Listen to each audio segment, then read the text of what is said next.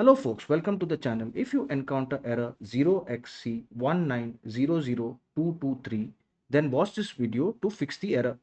Now the first thing we need to do is to run the Windows Update Troubleshooter.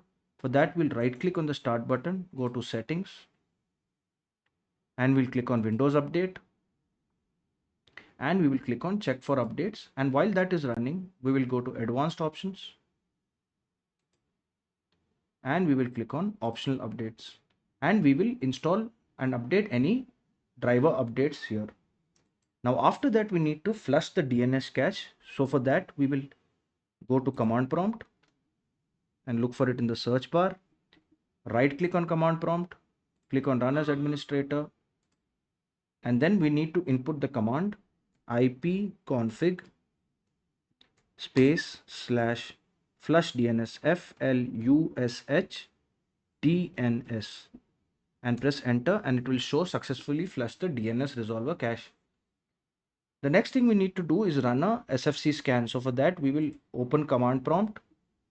Again, look in the search bar, right click on it, click on run as administrator, yes, and we will run a SFC scan. So we will need to input the command SFC space slash SCANNOW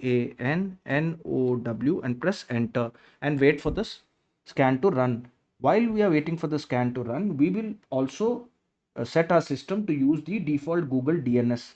For that, I need to press the Windows and the R key together to open the run dialog box and input the command ncpa.cpl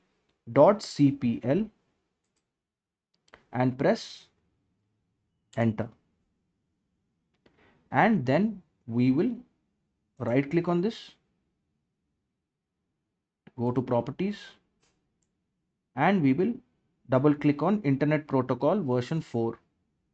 Now we will check this box, use the following DNS server address, and in this I will input the number 8.8.8.8, and in the alternate DNS server I will input 8.8.4.4. These are the default settings for the Google DNS server, and we will click OK, and this error should disappear once you restart the computer after trying all these solutions.